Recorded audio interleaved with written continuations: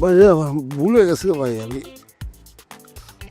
ভুলে একটা অন্যায় হয়েছে। আমি আসলে হয়েছে কি, সেই মেয়েটা আমার সামনে এসে আমার বড় চিৎকার করতেছিল, কান্নাকাটি করতেছিল ভাই, আমি সহ্য করতে পারি না। একটা মেয়ে যে একটা ছেলে এইভাবে ভালোবাসতে পারে আমি জীবনে দেখি না।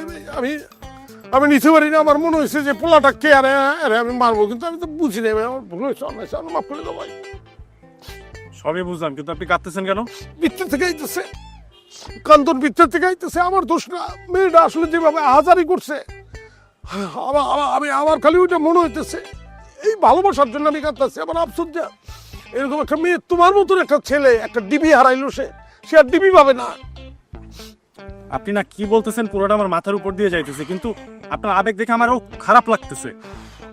বাইরে আমি একটা রিকোয়েস্ট করি, মেয়েটা ভালো, তোমার আসলে সত্যি সত্যি ভালোবাসে।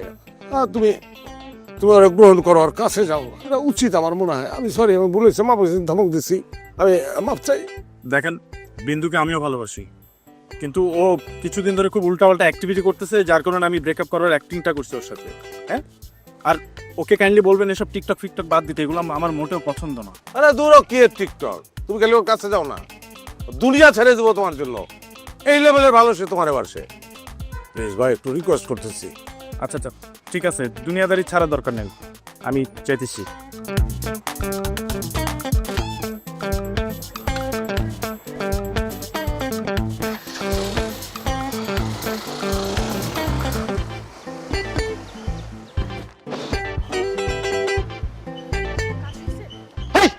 এই পোলা যে ডিবি, এটা করোনা কি লিগ আমারে? এটা আগে বলার কি আছে?